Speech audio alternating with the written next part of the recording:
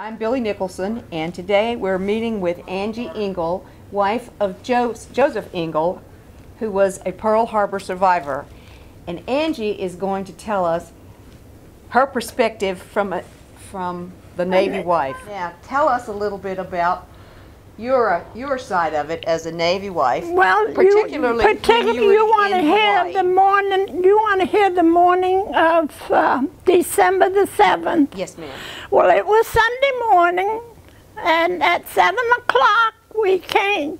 We lived at Kaneohe Naval Air Station in the quarters, and there were 4 units in our quarters in the one building, and we came out of our building off on the end with our young son Joe, was a year and a half, and we were going to the mass at Kailua Beach in the little city about 3 to 5 miles away from Kaneohe Naval Air Station. Okay, well, great. Anyhow, Joe and I, we left and went on to Kailua to the mass, and while we were in the chapel at Kailua, we could hear some sirens going on, and our little son got restless, and Joe walked out of the chapel to the highway, and some lady said, "Sir, is this where we're supposed to park and get off the highway? The island's under attack."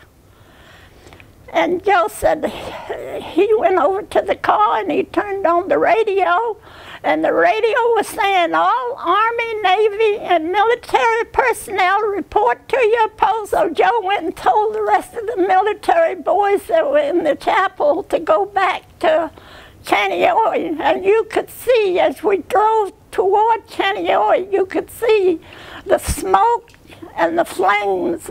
Kaneohe was the squadron, the airplanes, the hangars was all in flames. And we got up to the main gate, and the Marine jumped on the car, and he said, "Sir, you're not going to take your family aboard this base, are you? Can't you see we're under attack?" So Joe said to me, "Angie, you go down to Kailua Beach and stay on the beach. I'll get in touch with you later." And he left and went to the hangar.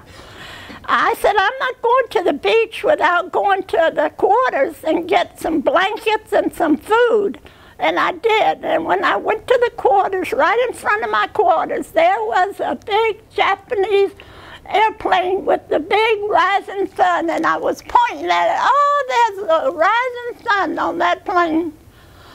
And I went in the quarters, got blankets and food, and went on to Kailua, and we found out there was a Navy chief there that welcomed us wives to come in his quarters down on the beach. Oh, so you had a safe place to go. So we stayed there together that night because we didn't know whether the Japs were coming back or not to Kaneohe. Now there's the Joey about the time of Pearl Harbor right there, that picture.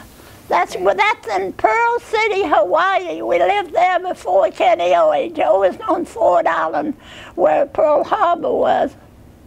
That was Ford Island too, but there was only one Japanese pilot, and we have his name in the book, that was killed that day at Kaneohe. And his body was up by the clinic, and Joe saw his body, and Joe said he had 3 sets of clothes on his body, and he had money in his clothes, so that in case he got shut down, he could stay on the island and nobody would mingle with the people, you know. Yeah. Well, thank you so much for all these stories, and you're recounting your day of December 7th, 1941. You're welcome.